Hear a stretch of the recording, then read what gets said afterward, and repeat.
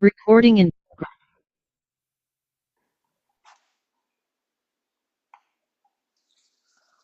사도신경으로 우리의 신앙을 하나님께 고백하겠습니다. 나는 전능하신 아버지 하나님, 천지의 창조주를 믿습니다. 나는 그의 유일하신 아들, 우리 주 예수 그리스도를 믿습니다. 그는 성령으로 잉태되어 동정녀 마리아에게서 나시고 본디오 빌라도에게 고난을 받아 십자가에 못 박혀 죽으시고 장사된 지 사흘 만에 죽은 자 가운데서 다시 살아나셨으며 하늘에 오르시어 전능하신 아버지 하나님 우편에 앉아 계시다가 거기로부터 살아있는 자와 죽은 자를 심판하러 오십니다. 나는 성령을 믿으며 거룩한 공교회와 성도의 교제와 죄를 용서받는 것과 몸의 부활과 영생을 믿습니다. 아멘. 내 평생의 선하심과 인자하심이 반드시 나를 따르리니 내가 여호와의 집에 영원히 살리로다. 아멘. 거룩하신 아버지 하나님, 지난밤 우리에게 안식을 주시고 이 아침 우리를 말씀 듣는 자리로 불러주셔서 감사합니다. 오늘 주님께서 우리와 동행하시되 평안함과 인자하심으로 함께 하실 것을 믿습니다. 그러한 하나님을 믿고 주님께 우리의 삶을 맡겨드리며 담대하게 오늘 하루 살아가는 우리 모두가 되게 하여 주옵소서. 이제 말씀을 듣습니다. 바르게 깨닫는 은혜 허락하여 주실 줄 믿으며 예수님의 이름으로 기도합니다. 아멘. 본문 말씀은 다니엘 3장 5절 6절입니다. 다니엘 3장 5절 6절 말씀.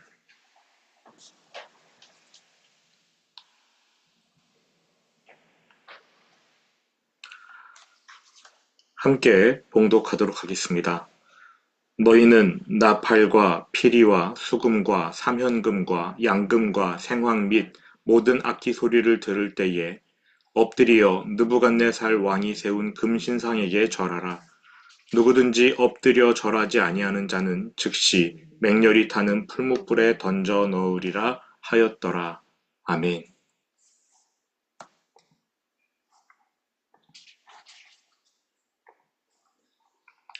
느부갓네살 왕이 세운 금신상은 신의 형상이 아니라 느부갓네살 자신의 형상입니다. 자신의 형상을 높이 60규빗, 대략 30m 되고요. 너비 6규빗, 3m 되는 금으로 거대하게 만들어 세운 형상입니다.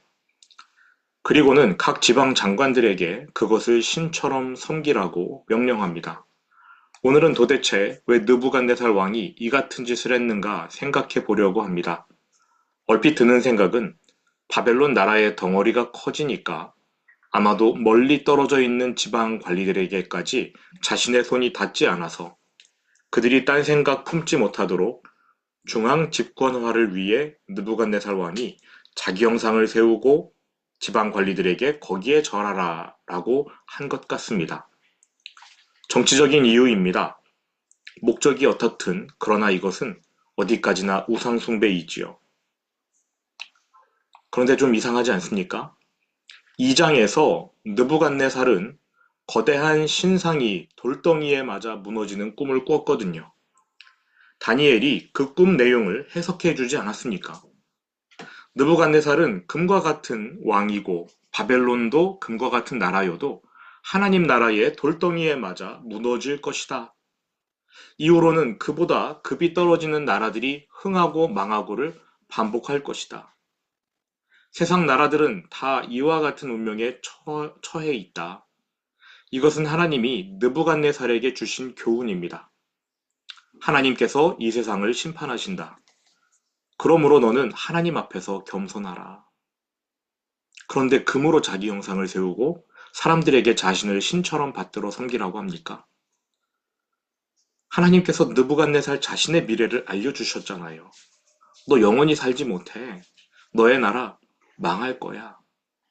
그뿐 아니라 온 세상의 미래까지 알려주셨는데 이렇게 미래를 알게 되면 겸손하게 처신해야 하는 것 아닙니까? 하지만 이 사람 느부갓네살은 정신을 못 차립니다. 왜냐하면 죽어 있기 때문이에요.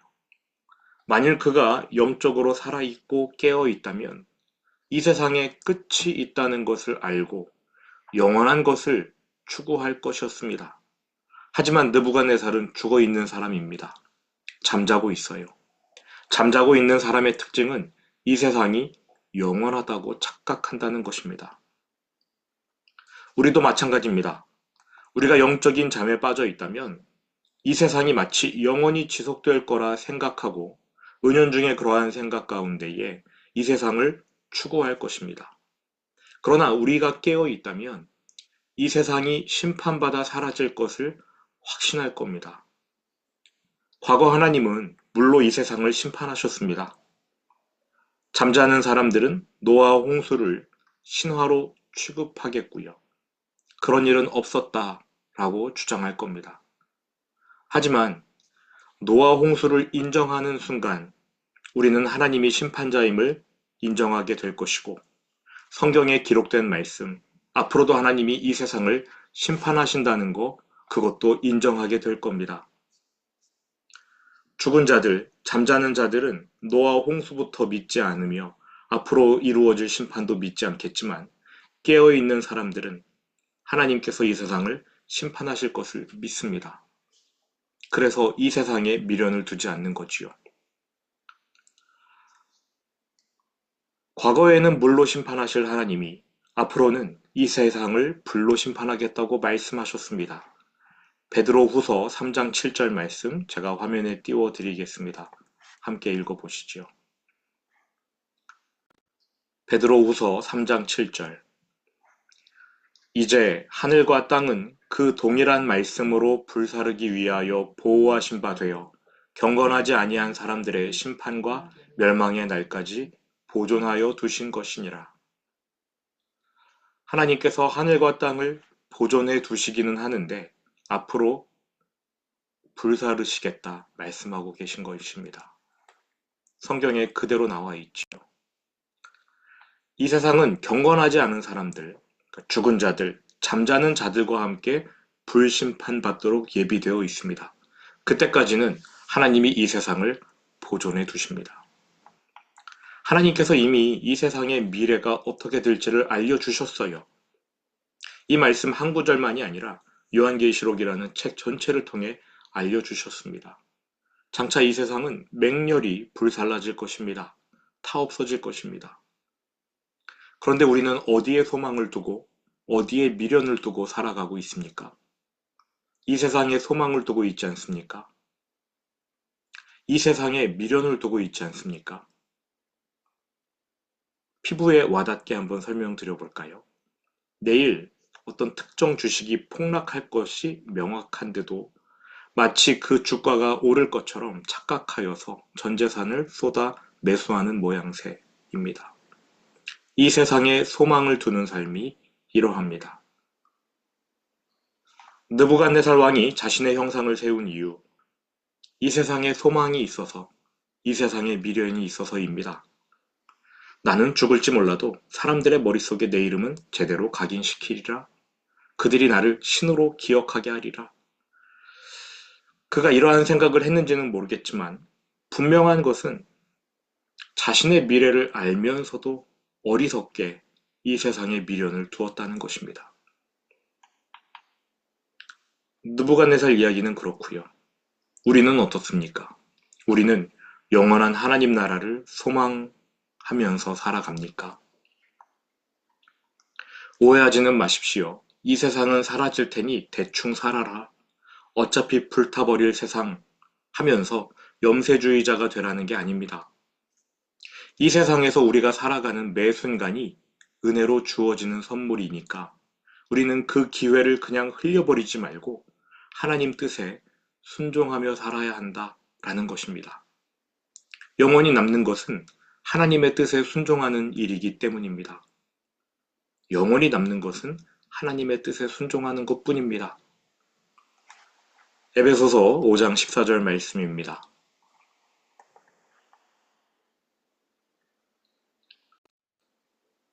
같이 읽어보시지요.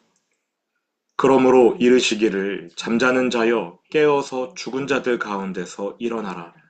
그리스도께서 너에게 비추이시리라 하였느니라. 에베소 교회를 향한 말씀인데요. 잠자는 자여, 성도들을 말합니다. 성도들 중에 세상 잠에 빠진 사람을 말합니다. 일어나라고 하시네요. 어디에서 일어나라고 하냐면 죽은 자들 가운데에서 일어나라. 이게 무슨 뜻입니까? 성도인데 죄인들, 예수님 안 믿는 세상의 죄인들과 함께 동일한 잠에 빠져 있다는 거예요. 예수님을 믿지 않는 죄인들과 예수님을 믿는 성도가 똑같이 세상 죄의 잠에 빠져버렸습니다. 믿지 않는 죄인들 틈바구니에서 잠들어 버린 거예요. 예수 믿고 구원받아 그 영혼이 살아났는데 왜 이 세상의 죽은 자들처럼 쾌락을 추종하며 자기 영혼을 잠들게 만드느냐 지적하고 있는 겁니다. 그래서 그 다음 9절 말씀이 이러합니다.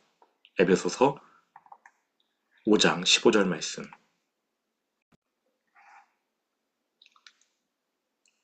그러므로 이르시기를 잠자는 자여 깨어서 죽은 자들 가운데에서 일어나라. 그리스도께서 너에게 비추이시리라. 그런즉 너희가 어떻게 행할지를 자세히 주의하여 지혜 없는 자같이 하지 말고 오직 지혜 있는 자같이 하여 세월을 아끼라. 때가 악하니라. 세월을 아끼라. 때가 악하니라.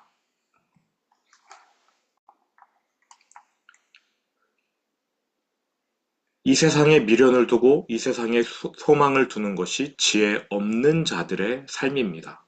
지혜 있는 성도들은 세월을 아낍니다. 우리에게 주어진 삶, 한순간 한순간이 은혜의 선물이어서 우리는 호흡하는 나날들을 순종의 기회로 삼아야 합니다. 세월을 아끼라는 말은 바쁘게 살라는 뜻이 아닙니다. 시간을 아끼라는 말도 아닙니다. 세월을 아끼라는 것은 우리에게 주어진 하루하루가 순종의 기회이기 때문에 그 기회를 놓치지 말아라. 그 기회를 놓쳐버리고 순종을 안 하는 그러한 우를 범하지 말라. 그게 세월을 아끼라는 뜻입니다. 다시요. 세월을 아끼라는 것은 바쁘게 살아라. 시간을 아껴서 열심히 일하라. 이러한 말씀이 아니에요. 하루하루 주어지는 게 은혜이기 때문에 그 기회를 놓치지 말라라는 겁니다. 그 기회를 놓치지 말고 하나님의 뜻에 순종하라. 이 세상이 악하기 때문에 잠시라도 방심하면 우리는 세상 잠에 빠져버립니다. 그러므로 죽은 자들, 죄인들과 함께 세상 즐거움에 빠져 본분을 잃지 말고 하나님 뜻에 순종하라. 세월을 아끼라. 하나님이 주신 오늘이라는 시간을 순종할 기회로 삼아라. 왜냐하면 때가 악하기 때문이라. 그럼 어떻게 세월을 아낍니까? 어떻게 하나님이 주신 하루하루를 순종할 기회로 삼습니까? 그 다음 구절에서 이야기해 주고 있습니다. 그 다음 구절도 같이 읽어보시죠. 에베소서 5장 17절부터 21절입니다. 함께 읽습니다. 그러므로 어리석은 자가 되지 말고 오직 주의 뜻이 무엇인가 이해하라. 술 취하지 말라. 이는 방탕한 것이니 오직 성령으로 충만함을 받으라. 시와 찬송과 신령한 노래들로 서로 화답하며 너희의 마음으로 주께 노래하며 찬송하며 범사에 우리 주 예수 그리스도의 이름으로 항상 아버지 하나님께 감사하며 그리스도를 경외함으로 피차 복종하라. 여기에 나오는 말씀이 어떻게 해야 세상 잠에서 깨어 세월을 아낄 수 있는가 그 방법을 알려주고 있습니다. 세상에 미련을 두지 않고 영원한 것에 소망을 둘 수 있는 방법, 깨어서 하나님 말씀에 순종할 수 있는 방법, 하루하루 주신 그 은혜의 기회를 포착하여 하나님 말씀에 순종할 수 있는 방법이 여기에 나와 있어요. 첫 번째로는 주님의 뜻을 알아야 합니다. 어리석은 자가 되지 말고 오직 주의 뜻이 무엇인가 이해하라. 그러려면 성경을 읽어야겠지요. 성경에 하나님의 뜻이 명확하게 나타나 있으니까요. 둘째, 술 취하지 말라. 이는 방탕한 것이니 오직 성령으로 충만함을 받으라. 성령 충만을 받아야 합니다. 성령 충만을 매일같이 간구하며 기도해야 합니다. 성경과 기도.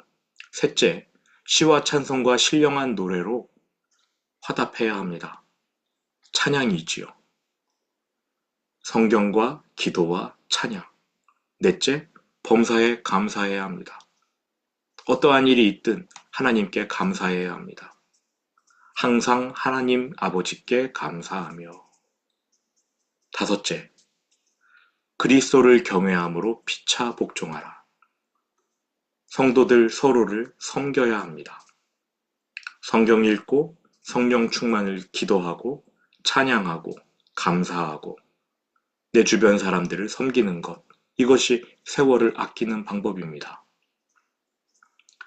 느부갓네살은 어리석었습니다. 이 세상이 영원할 거라 생각했던 것 같아요.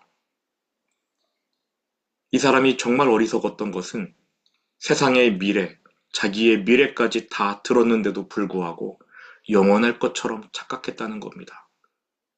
자신이 세운 형상에 절하지 않으면 다른 사람들을 풀무불에 던져 불태워 죽이겠다라고 말했습니다. 그러나 정작 불타 없어질 것은 느부갓네살이에요. 하나님이 마지막 날 심판의 불로 이 세상을 태우겠다고 하셨으니 불타 없어질 것은 그가 세운 형상, 또 그것을 포함한 모든 세상이지요. 모든 것이 하나님의 심판 불에 타 없어질 것입니다. 하나님이 살아계시고 그가 세상의 심판자임을 드러내셨는데도 불구하고 느부갓네살은 이 사실을 꿈으로 경고받았음에도 불구하고 다니엘의 해몽으로 그 사실을 다 이해했음에도 불구하고 여전히 세상잠에 취해 하나님을 대적한 겁니다. 우리는 어떻습니까? 세상잠에 빠져있는 느부갓네살에게 손가락질할 수 있습니까? 혹시 우리가 느부갓네살은 아닙니까? 우리는 무엇이 영원하고 무엇이 일시적인지 분별하며 살아갑니까?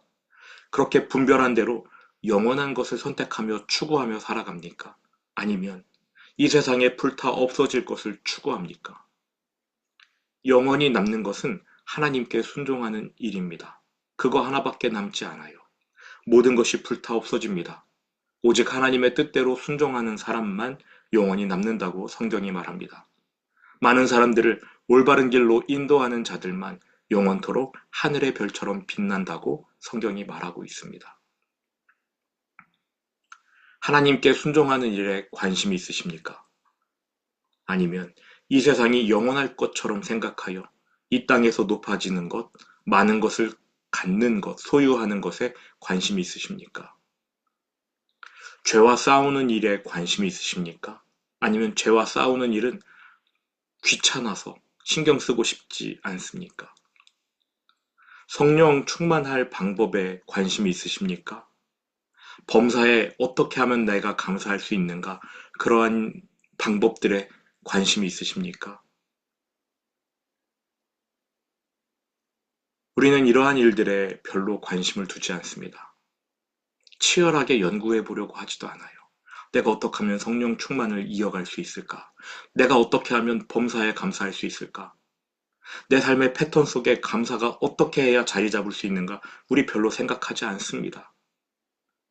이런 거 그냥 본능적으로 불평할 일이 생기면 불평해버리고 감사할 일이 생기면 감사해버리고 말로는 성령 충만하겠다고 하면서 성령 충만에 대해 별로 생각 안 하고 그렇게 살아가는 거지요. 하지만 남들보다 더 높아지고 남들보다 더 많이 소유하는 일에는 연구합니다. 시간 씁니다. 그 사람들을 부러워하고 시기하는 데에 세월을, 기회를 낭비합니다. 느부갓네살하고 다르지 않은 거지요.